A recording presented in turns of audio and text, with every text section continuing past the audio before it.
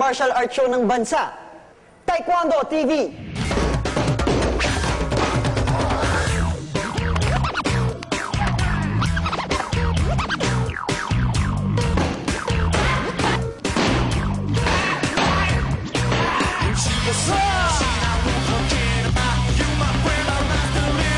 Maglalaban para sa quarterfinal round ng Junior Men's Advanced Featherweight Division wearing blue armor, Kyo Matsumoto para sa Cagayan de Oro Taekwondo Association.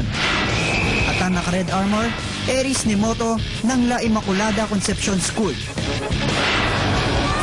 Dalawang kabataan na may dugong banyaga pero may puso raw na pang Pinoy. Lalabas kaya ito sa round 1?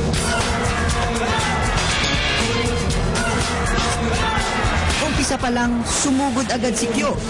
Para bang nagmamadali at gusto niyang pumuntos ng pumuntos para matapos agad ang laban. Pero di naman magpapasindak si Eris.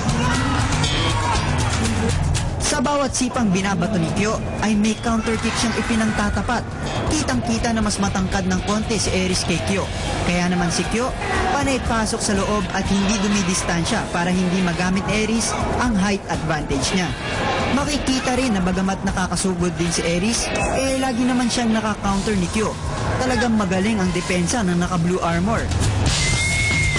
At sa pagtatapos ng round, lamang sa score na 4-1 si Kyo laban kay Eris.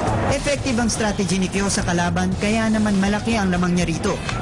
At talagang hindi nakaporma ng husto si Eris dahil lagi siyang may pangtapat sa moves nito. Sa susunod na round, ano kaya ang gagawin ni Eris para maisahan si Kyo? Malalaman natin yan sa round 2.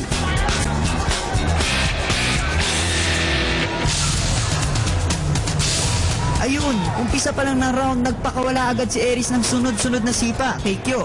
At napalabas niya ito sa mat. Aba, mukhang gusto talaga ni Eris na makabawi kay Kyo. Tingnan nga natin kung magtatagumpay siya rito.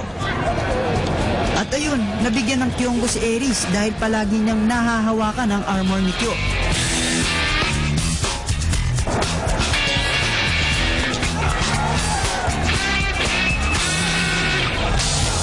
Sa pagkakataong ito, si Kyo uli ang aggressive at panay ang sugod.